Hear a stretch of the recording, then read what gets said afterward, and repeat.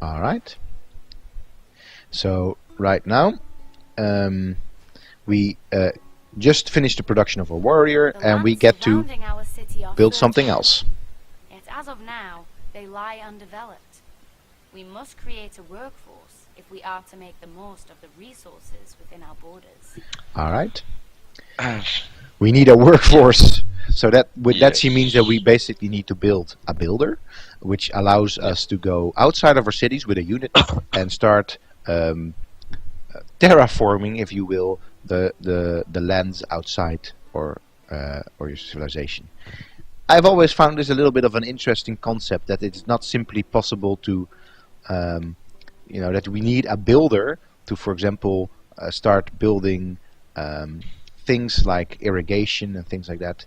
In the previous games anyway, you needed a builder to irrigate, to create other tile improvements around your city. In this game, they've actually switched this up a little bit. So builders here are only necessary to improve certain strategic aspects of it, while within the game it will actually allow us to start building zones around our city. But I guess we'll get to that later. Excellent. So let's make a Skills builder, these builders which is very obtain a very nice dramatically improve our uh, civilization.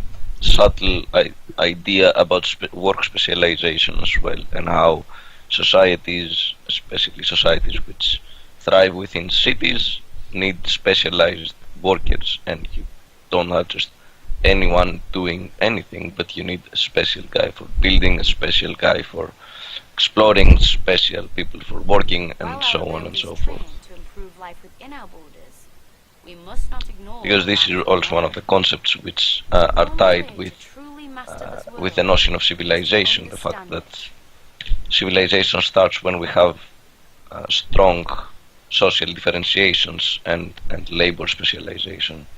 Exactly. That is, and I guess that is sort of not even really what is meant with the builder in civilization, that it's labor specialization.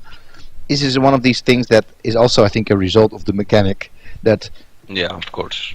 only units within the map can engage with aspects of the map, while I think that it's more proper to say that I think, of course I cannot really explore this yet. Alright. That it's the differentiation of roles within your city, that where you, for example, can say focus on the production of scientists, or focus on the production of science, and focus on the production of culture. That's somehow Yep. the thing, and that was much more pronounced, that class differentiation, in earlier civilization games. It is not really that much part of this civilization game, because in earlier civilization games, you were actually, in the very first civilization game I remember, you were actually allowed to create, like, turn your worker force into scientists or musicians, or I think that was it. The both two choices that you could make: scientists and musicians, and they would allow you to then produce more culture or more science in a city. But at the same time, these people required, of course, then weren't working in the fields anymore, so you had less production, less food, Yeah. and things like that. So that was a very strong choice there, that you had this upper class that was just engaging in the production of culture and science, and you had the workforce that took care of the basic subsistence. That is Yeah. not so much part of this civilization anymore, interestingly enough. Alright. So a slight correction from the chat is that the At the Gates is designed by John Saffer, designer of Civilization 6, while Soren Johnson is making Offworld Trading Company, or made it after Civilization 4. Yeah, John Schaefer is... Oh, I thought that he was designer of Civilization 4. But yeah, maybe he was the designer. Yes, it's true, actually. He was the designer of the core game of Civilization 5, after which he didn't contribute to the DLC anymore. So that's Gods and Kings, I think, and I forgot the name of the other DLC. But yes, it is interestingly enough, the designer of Civilization 4 made a game that is very popular right now on Steam as well, called Off-World Trading Company. It's I haven't really played much of it, but what I've seen of it I like, because in lieu of any sort of warfare and things like that, it is all about marketing, about market warfare basically. So you are in control of a company, an off-world company, so not on this earth, and there you are engaging into competitions purely on a commercial basis. So there you see this complete step away from any form of physical violence to progress your own games. Anyway, let us get back to conducting a little bit of physical violence on some barbarians. Alone, on foot, the wildlands take a heavy toll on our troops. Perhaps there is a smoother path. Alright, Yeah. show me how. That is basically, our warrior has a movement of 2, and certain terrain tiles incur more movement penalties, or take more movement to move through. Like for example this forest square over there, it's also kind of hilly. So it would of course be much smarter to simply move straight through the plains over here, which is what the warrior will do by itself if it allows the game to just do its own Already path our finding. warriors' efforts bear fruit. They have come upon a small tribal village. Alright, okay, so this is in fact a tribal village. This is not a barbarian village. Oh, yeah, of course. And that's the difference So right weird there. distinction. Which is, it's a distinction for It's sure.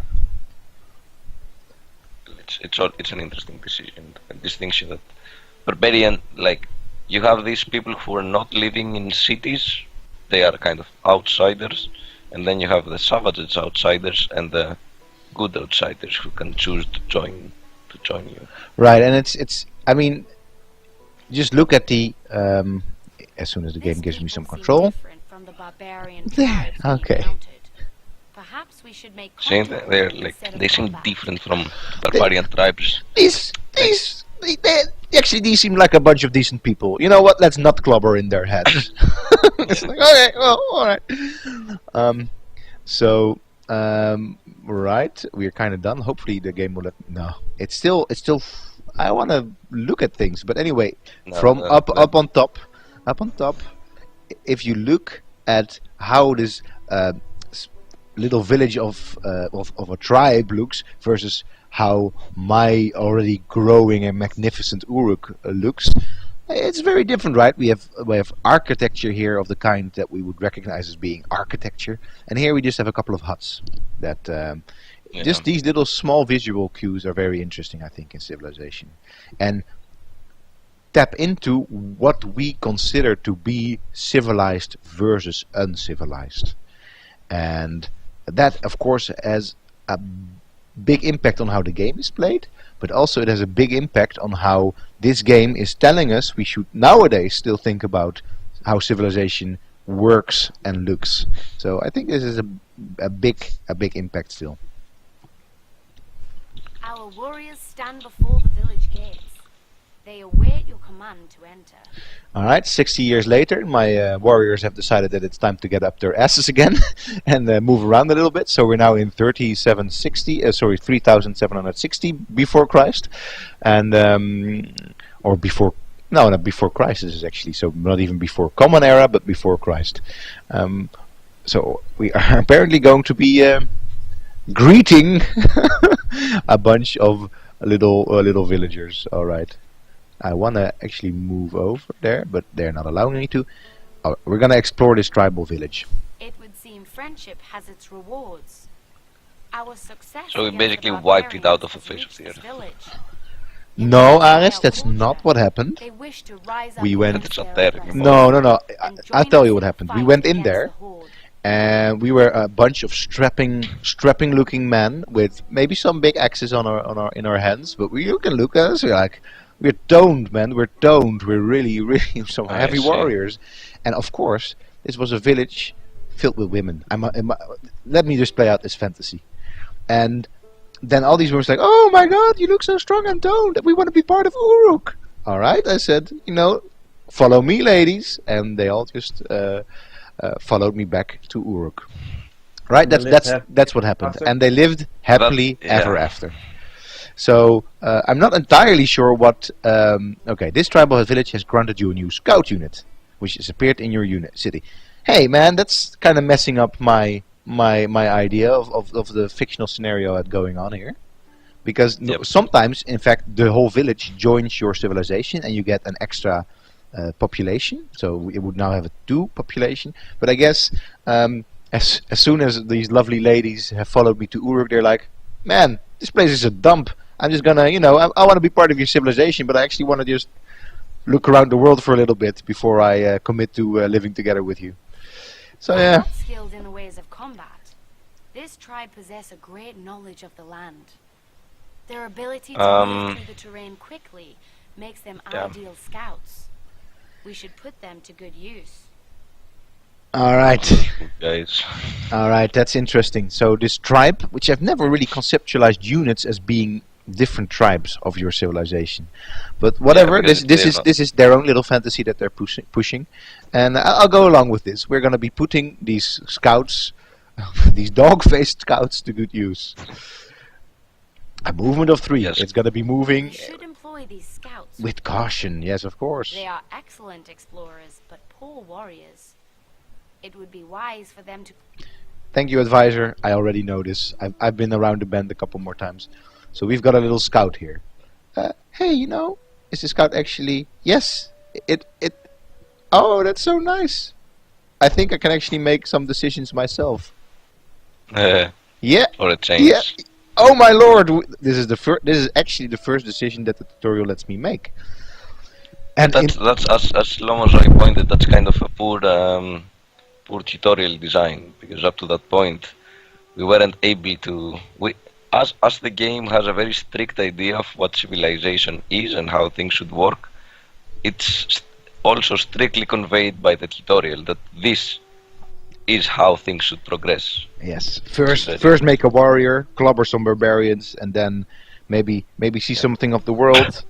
Build your workforce. The first thing I would most of the time go for is a scout, and then I would, depending on the civilization I play, I would go for a monument.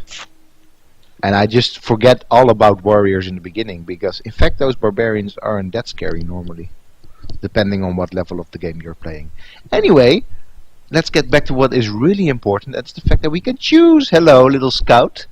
Oh, look, he's got a German Shepherd with him. What the heck? What's the game trying to push on me here? A 3760 BC German Shepherd. That's interesting. That's interesting. Where should we go, Aris? You are an expert of the ancient Near East. So if this was actual, genuine Uruk, what way lies riches? We should go north and northwest. North and northwest. So just That's where we should go, because so like- we're located in the southern part of Mesopotamia, so we need to go north. further up the river. All right. You want to go to Greece? That's basically what you're saying. No, I want to go to Syria. Okay. Let's see. I don't actually think the tutorial is playing out in a real world map, but still, doesn't Not matter. at all. Actually, it doesn't, because we can already see up here a tiny bit of sea, and this would not Yeah, be. which is, if I may, which is very very saddening, because actually Uruk is placed between 2 rivers. So in Mesopotamia, right? Because Mesopotamia means the land between 2 rivers. Yeah. So our city is located between 2 rivers, which is great.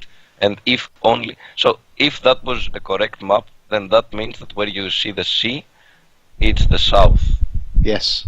Yes, true. So Because we should go to- there are in fact 2 cities. So, but the river isn't. This one is actually flowing that way, I guess, into some sea that we haven't discovered yet, and this way Yeah. is flowing into some other body of water. Maybe it's Yeah, not which even a sea. doesn't make sense. Maybe it's a small inner sea. From a Maybe. real world perspective, that doesn't make sense. But let's just whatever. We're not gonna hold the game to that so much. That's what I used to always do, by the way, in my first Civilization games, like Civilization 1 and 2 and 3. I would always play on the real world map.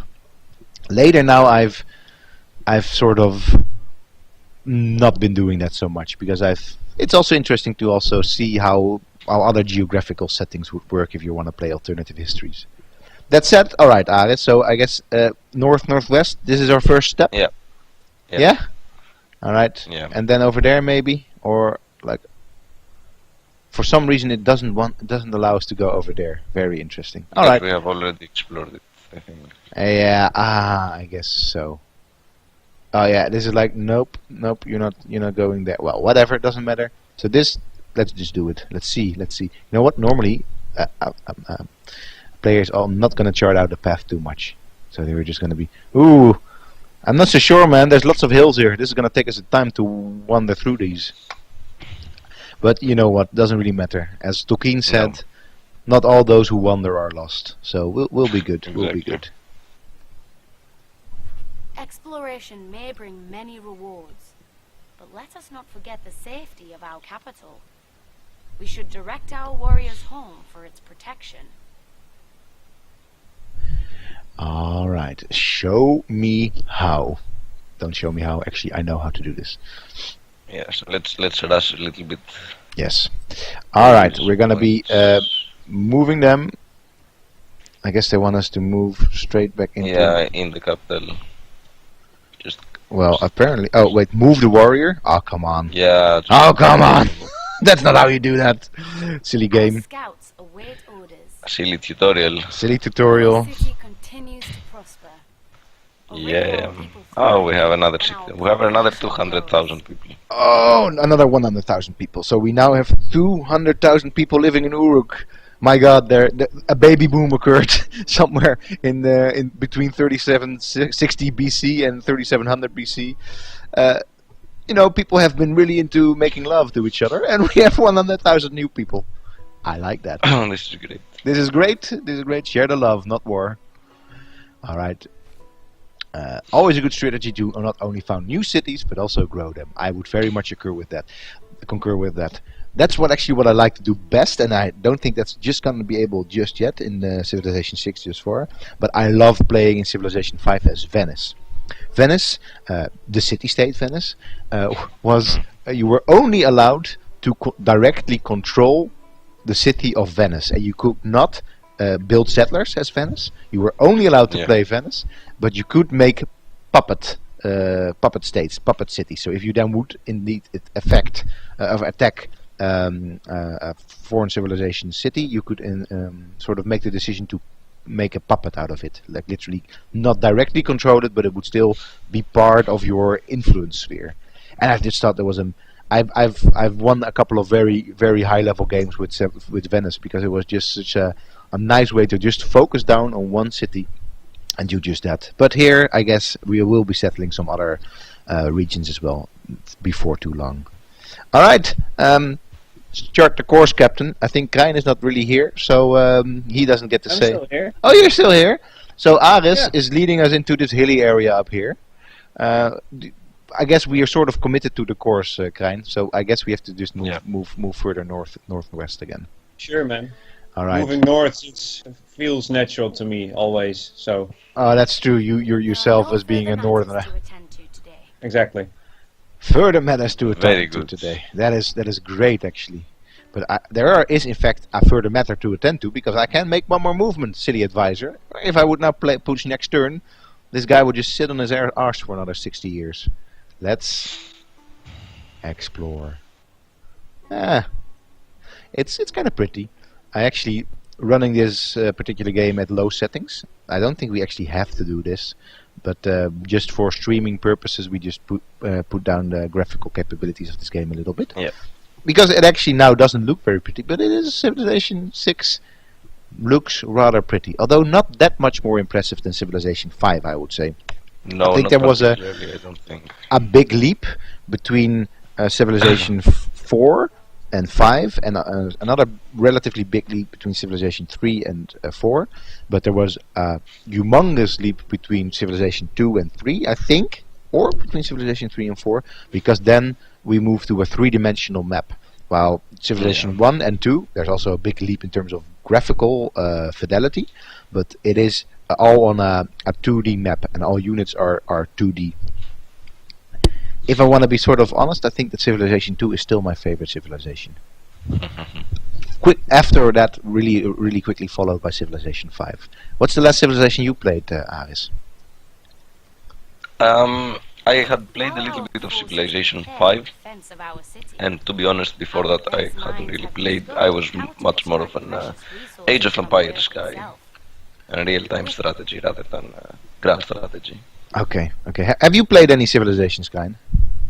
Yeah, I played 5.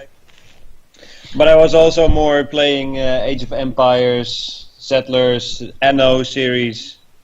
Okay, I've been playing those as well, but I've always liked the the the slow thinking process because I'm a slow thinker of the Civilization turn-based games.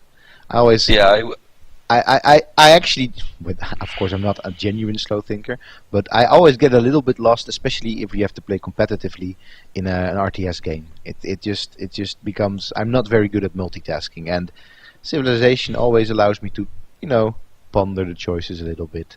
Like actually, we have another choice coming Our up. people delight in the pursuit of knowledge. They do. We need they only delight direct in the their pursuit efforts. of They are my knowledge. kind of Shall people. uncover yet They another are mystery of uh, this world. a civilization of scholars. I like that. Choose research. We okay. Now the game is once again telling us what to do. It is telling us to.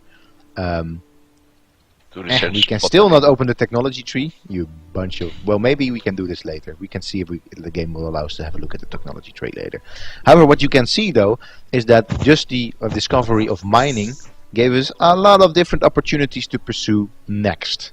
So mining apparently unlocked us with the capability to build, to start looking into the discovery of the wheel. I think that's one of those other hallmarks of civilization, right? We even have a saying about that. If somebody's not too bright, that he didn't discover the wheel, or what you don't want to do is rediscover the wheel. Is like make up an invention that is actually already something that is being invented a long, long, long time ago, or reinvent the wheel. I think the saying is. So that one is there, and we have masonry now as well, which would allow us to build a couple of new type of buildings, and then another unit as well.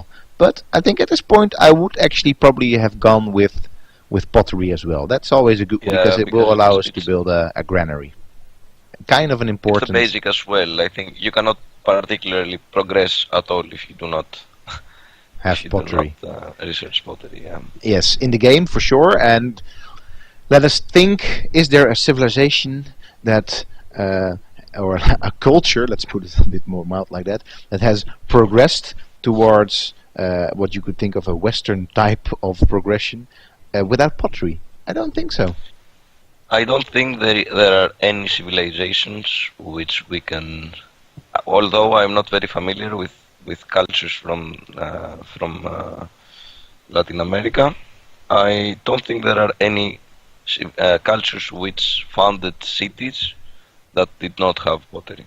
I think that is generally a safe statement to make. I think so. Yeah. So there is a small correlation there at least, but that's of course Yeah. that if you think of cities as being progress. Anyway, let's go for pottery. A wise decision. And let's Our not people go may into now whether cities uncover are new progress or not. resources No, and let us materials not. beyond Earth in our mines and quarries. It would All take right. us Let probably us not another 2 forget hours. the Yes, I think so. efforts of our scouts. There is a whole world before us to uncover. Yeah. If you let me choose if cities are progress or not, we're gonna quit this game right now and we're gonna play us some Firewatch. Yeah, just wander around in the wild for a bit. That's more my style. All right, there's a whole world before us to uncover. That's nice, Mr. and Mrs. Scout. All right. Let's go. It doesn't really. Unit needs orders. I know, and I kind of want to move over. Yeah, you need to. You cannot right click it in the tutorial. You need to. Because of course. So wait, before we go any further, I don't think it's really necessary to start exploring this body of water right now, which seems kind of large. So what heading should we go? We can actually see already that I think we're heading into a little bit of a colder region up here, because we can see pine forests, which most of the time are sort of only found in colder regions. You can see here we have a little bit of a warmer region going on with some palm trees. So what do you want to do? Shall we move up I say north go. or maybe west? Go west. I say let's go west. Yeah, let's Life go is west. peaceful there. Go west in the open air. Go west. And never mind. That's me channeling some late Cold War propaganda. All right. I guess that's it for our heroic. Let's name this chap. What's his name? Yeah. I have a very weird name. Wait, I can also figure out a name from the epic because, of course, as a genuine Near Eastern archaeologist, I have my And actually, if we my ever epic of Gilgamesh at hand. that is good. If he ever becomes like a truly elite unit, we can in fact officially name him in the game even. But Yes. before that happens, we can at least give him a little pet name ourselves. Then are there also dogs in the Gilgamesh epic? I don't remember. I don't think so. No. Otherwise we just name the dog Lassie. So we'll pick up a name of a Yeah. guy. You look up a In name the while epic. I'll progress 60 years onwards. Our Yeah, go ahead. citizens I'll type the rejoice name in the return in of the our chat brave warriors. because it's slightly Perhaps complicated. they should It's fortify slightly their complicated. position to defend against the barbarian threat. The barbarian That's our threat. guy. Show me how. I actually know how, so just don't show me how. And it's gonna fortify this baby, which means that they're now entrenched Our within the warriors city. entrenched in their positions Oh, they where even call it people are entrenched. That's secure. nice. It would be wise to maintain this advantage for as long as That's possible. I typed the name of our guy. Okay, now also please pronounce this name for me once. It's Utanapisti. Okay, so Utanapishti is up there in the north, bravely exploring together with Lassie, and then who's the warrior? Who is Utanapisti? No, the warrior Oh, or the warrior warrior. unit, and then you can later. Our warrior unit. Our warrior unit would be.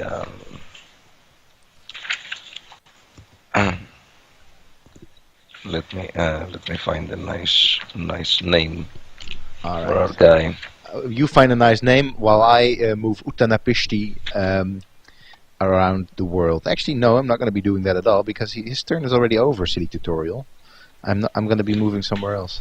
Actually, the game just gave me like a wise choice to keep this warrior unit in my city. I don't think that's a wise choice at all. So as soon as we can get this warrior, yet unnamed warrior, outside of the city, we're just going to do that because we want to see the world. We want to meet people,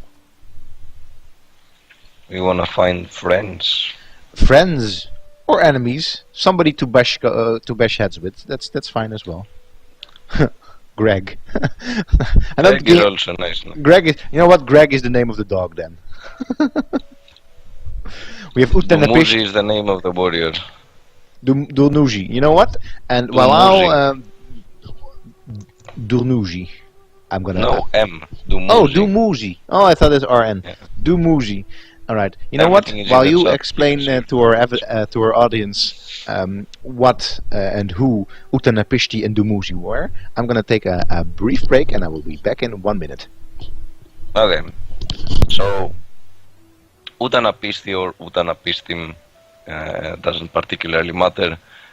Is one of the main characters of the Epic of Gilgamesh, and he has kind of been tasked by one of the main gods, the god Ea or the god Enki, depends on which version you read. And he is kind of a Noah, let's say, of the Epic of Gilgamesh. So he's tasked to create a giant ship that's in order to preserve life. So he's an early version of. We have an early version of Noah's Ark right there. In the role of his in the epic, however, because after Utanapistim did this thing, he kind of left this life. And in the epic, Gilgamesh sets out in a journey to find some of his ancestors in order to figure out eternal life, because Gilgamesh wants live forever. He's kind of overwhelmed by the death of his good friend, Enkidu, and he sets out to find the ancestors of Utnapishtim. Now, Dumuzi, our other nice character, is actually a god. As our scouts continue to push on, He is let us Dumuzi, our the builders now shepherd, stand ready. and he is also attributed as the king of Sumer as well, in the Sumerian king list, at some point in the very early stages of the Sumerian king list. I think it's roughly 36,000 years before Christ, and most importantly than anything, he is married to one of the major goddesses of the Sumerian pantheon, the goddess Inanna. That's our little Lovely warrior. information. Okay. Yeah. So we actually have another unit to be naming. We've made ourselves a little builder. So Are we gonna name our builder as well? Yes, of course, my friend. You are a man of the people. Of course, we're gonna name our Okay. builder. While you try to find a nice name and background story for this is a nice meta game. I like it. I wonder what Okay. time we'll be running out of names from the Gilgamesh epic. Oh, you want again from the Gilgamesh epic? I Yes. was thinking of. Oh, we can also Okay. we can also take suggestions from the chat. But I kind of like to stay within the Gilgamesh epic and make our little meta narrative, meta game thing happen as well. So you find a name from the Gilgamesh epic, and Sure. I'll be moving this builder over there. For some reason, it doesn't want me to work on a quarry over here. It wants me to probably build something silly over here. These Alright. plains possess rich soil, an ideal spot to Uh, plant our first crops. Well, I'm sure you've been planting crops already, because otherwise you'd be going a little bit hungry after 480 years of not tilling anything. But okay, whatever. All right, we are going to be constructing a farm here. So this is the builders actually can still construct certain types of things outside the city, but they cannot construct other types of things. So I don't think they can, for example, construct theaters, academies. Theaters produce culture. Academies produce or academic zones produce science. They cannot really do that, but they can still make farms. So that's okay. Well, we'll put down a farm here. As I said, I would probably have went in straight for this particular one, but all right. Excellent. With So this our successful, builder is gonna our be people called will succeed, Humbaba. and our Humbaba. All right. family grow. Later you can explain who Humbaba was. Maybe it's first good to say that builders now were kind of different in Civilization compared to the previous ones, because Yeah. first it took ages, in the game terms literally ages, to build something like irrigation on a particular plot of land. Now you just move your builder on a plot of land. It immediately, if you decide to construct that there, immediately puts down that improvement, but it consumes one of three uses of the builder. And if all the uses have been gone, then our little Humbaba is no more. He's going to be disappearing from our map. But up till then, he can still do us some good work in this in our little growing city state. All right. We have in fact increased, by constructing a farm over here, we've increased the food output of this square. So But again, remember, our builder's strength is not there you go. infinite. That's thank you, Mrs. Tutorial. With Alright. their basic needs met, our people now have the capability to construct more elaborate I would suggest, structures. because we of course Perhaps a are monument or they eventually have a complex gonna run out will of time, inspire because them we've been to going on evolve for quite a even further. while. We're gonna be We can, moving on a little bit. Sure. yeah, let's move on a little bit and just talk a little bit about some of the other, like, more epistemological key things Sure. Sure. regarding the game. I will go on right now with just building according to what the tutorial tells me, and let's talk a little bit more. Of course, I still have time. I mean, I'm not sure about you. We can make this stream a little bit longer than we would normally do. For sure. Anyway, I'm just gonna keep on building, keep on, and if you want to just like hold me for a second, then just let me know. Yeah. Yeah, yeah. Oh my God, that's not how you do that. All right, there we go.